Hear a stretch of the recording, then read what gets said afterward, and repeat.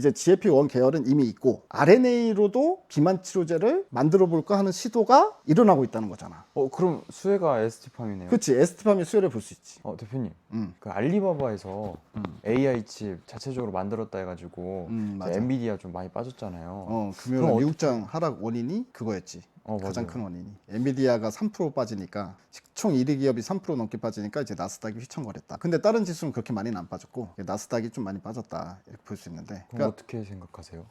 그러니까 이제 중국도 자체적으로 지금 보면 로봇도 그렇고 AI도 그렇고 딥시크도 나왔잖아. 네네. 중국은 중국 나름대로 자체적으로 이 첨단 산업에 대해서 지금 열심히 달려가고 있는 중이고 실제로 기술력이 걔네들이 카피 능력이 좋아서 그런지 몰라도 하여튼 기술력이 꽤 괜찮은 것 같아 내가 봤을 때. 최근에 왜 중국에서 나오는 영상들 보면 그게 구란지 아닌지 모르겠지만 막 무리를 달리는 자동차 만들고 막 이러잖아. 네네네. 그러면 좀 신기하긴 해. 그리고 로봇도 보면은 뭐 별의별 로봇 다 만들고 어쨌든 딥시크 성공했고 그리고 이제 반도체 칩까지 만들었다. 그러니까 우리는 엔비디아한테 이제 의존을 안 해도 된다. 뭐 이제 이런 식이잖아. 그런 식인데 이제 가장 큰 문제는 우리나라 삼성전자 하이닉스가 중간에 고래 싸움에 끼어가지고 피해를 볼 가능성이 커졌다. 이게 이제 핵심 포인트인 것 같아. 오늘 하이닉스도 한 4% 빠지고 삼성전자도 한 3% 정도 빠졌잖아. 이게 왜 그러냐면 IT 전쟁이 격화되는 거거든. 미국하고 중국 간에 자존심 싸움이 막 일어나고 있는 거잖아.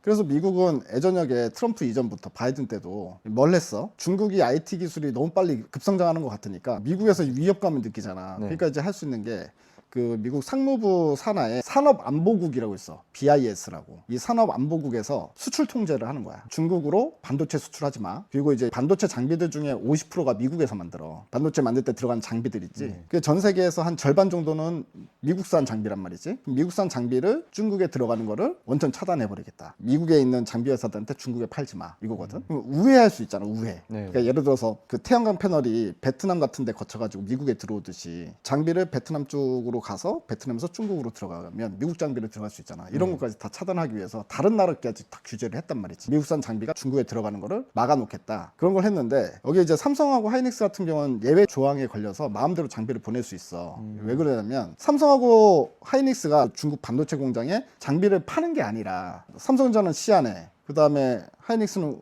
저기 우시에 반도체 공장이 있단 말이야. 네. 근데 그 공장이 꽤 커. 그러니까 예를 들어서 뭐 삼성전자 낸드 플래시 생산량의 35%가 시안 공장에서 만들어지고 있고 하이닉스 같은 경우에는 전체 디램의 40%를 우시 공장에서 만들고 있단 말이야. 생산 라인 상당히 크다. 근데 우리 공장인데 장비를 못 보내면 어떻게 하느냐. 이걸 해가지고 예외 조항에 걸려들어서 얘네들은 마음대로 장비를 보낼 수 있는 라이선스를 획득을 했단 말이야. 지금 중국이 딥시크부터 시작해서 이제 반도체 칩까지 만들었다고 하니까 미국이 더 옥죄어 오기 시작한 게 이게 이제 뭘 발표를 했냐면 한마디로 그 지휘권을 박탈하겠다 이거야. 그러니까 예를 들어서 삼성전자하고 하이닉스는 자기네가 필요한 장비들이 있잖아. 그 미국산 장비야.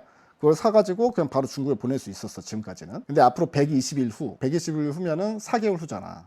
내년 1월부터는 그 지휘권이 사라지기 때문에 그러니까 이제 규제를 강화를 한 거지 미국에서. 그러니까 이제 어떻게 해야 되냐면 장비 하나하나 보낼 때마다 허가를 받아야 돼. 허가를 받아야 되니까 삼성전자나 하이닉스는 제때제때 장비를 공급 못할 수 있는 가능성도 있잖아. 그래서 허가 받는데 시간이 딜레이가 된다거나. 물론 내가 봤을 때 허가 받는데 큰 걸림돌은 없을 것 같긴 해. 왜냐면은 우리가 우리 공장에 보낸다는데 라고 하면 그리고 우리는 어쨌든 우방국이고 그렇긴 하겠지만 어쨌든 할 일이 많아지는 거고 그 다음에 또 뭔가 적재적소에 장비를 보내기가 힘들어질 수도 있잖아. 그러니까 이런 것들도 사실 우려 요인이다. 그리고 일단 엔비디아 쪽으로 우리가 HBM을 납품을 하고 있잖아. 물론 삼성은 아직까지는 아니지만 하이닉스 같은 경우에. 근데 엔비디아가 중국 쪽에 지금 칩 매출을 일으키려고 하고 있는 찰나에 만약에 중국에서 필요 없어지면 그러면 당연히 엔비디아의 칩 판매량도 뭐 감소가 될 수 있다. 그리고 거기에 납품하는 하이닉스까지 영향을 받을 수 있다. 뭐 이런 논리도 가능하긴 한데 솔직히 말해서 알리바바에서 만든 AI 칩을 그거를 엔비디아에서 만든 칩만큼 성능이 나오느냐?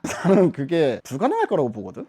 물론 나중에 시간이 지나면 될 수는 있어. 근데 그건 아닐 거라고 생각이 들어. 그러니까 예를 들어서 이런 수준일 것 같아. 그러니까 뭐냐면 지금 우리가 2025년도에 자동차 생산을 막 하고 있는데 근데 중국에서 자동차 생산을 만약 한데 그 반도체 칩을 예를 들면 근데 지금 현재 딱 나온 생산물 결과를 보니까 막 포니 같은 걸 만들어 놓고 있어.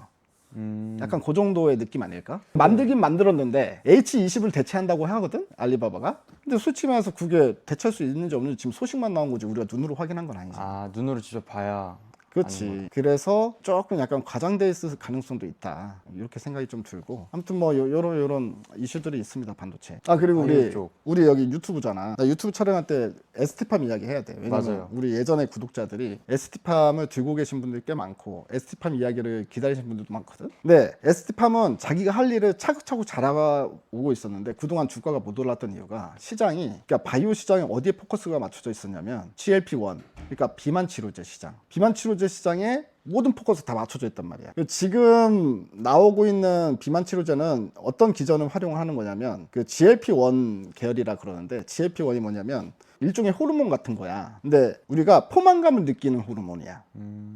예를 들어서 비만 치료제의 지금 핵심 내용은 뭐냐면 노보노디스크에서 나온 위고비나 마운자로 같은 경우가 이제 GLP-1 계열인데, 정확히 따지면 위고비가 GLP-1, 그 다음에 마운자로는 이제 다중 접속이라고 해서 또 다른 것까지 합쳐서 GLP-1하고 그 호르몬을 합쳐서 이제 만든 약인데, 우리가 음식을 조금만 먹어도 포만감을 빨리 느껴. 예전에는 너 같은 경우는 밥 2공기 먹잖아. 네. 근데 한 공기를 다 먹지도 않았는데 벌써 2공기 먹은 것처럼 포만감을 느끼는 거야. 그럼 어떻게 돼? 먹는 양이 줄어들겠지. 그리고 그 다음 허기지면 또 배고프잖아 너가. 근데 다음날 될 때까지 배가 안 고파. 그러니까 이거를 자극을 하는 거야. 그러니까 신경물질이라고 볼 수 있거든. 우리 신경을 자극하는. 그러니까 이제 그런 걸로 결국엔 덜 먹으면 당연히 살이 빠지는 거니까 비만 치료제의 원리가 그거래야. 근데 에스티팜에 긍정적일 만한 소식이 나온 게 노보노디스크에서 이제 RNA를 가지고 비만 치료제를 만들 수 있는 어떤 회사의 연구비로 6,700억을 쐈다는 소식이 있었어. 그게 뭐냐면 이제 GLP-1 계열은 이미 있고 RNA로도 비만 치료제를 만들어 볼까 하는 시도가 일어나고 있다는 거잖아. 그럼 수혜가 ST팜이네요. 그렇지. 에스티팜의 수혜를 볼 수 있지. 어쨌든 이 RNA 시장 자체가 커진다는 것 자체는 올리고핵산을 필요로 한다는 얘기고, 그러면 많으면 많을수록 에스티팜이 거기에 대해서 이제 매출을 올릴 수 있는 부분도 있지만 트렌드에 맞아떨어진다는 거지. 그러니까 에스티팜이 그동안 못 갔던 게 RNA 신약 개발 자체가 워낙에 비만 시장에 포커스가 다 맞춰져 있다 보니까 상대적으로 관심을 덜 받았던 그런 부분이었으면, 이제는 RNA로 비만 치료제 만든대 하면 RNA도 시장에서 부각을 받을 수 있잖아. 그래서 매출이 나오는 게 문제가 아니고 에스티팜 시장에서 부각받을 수 있을 만한 어떤 기회가 생기고 있다. 이런 관점에서 보는 게 좋을 것 같아. 좋은 얘기 감사합니다.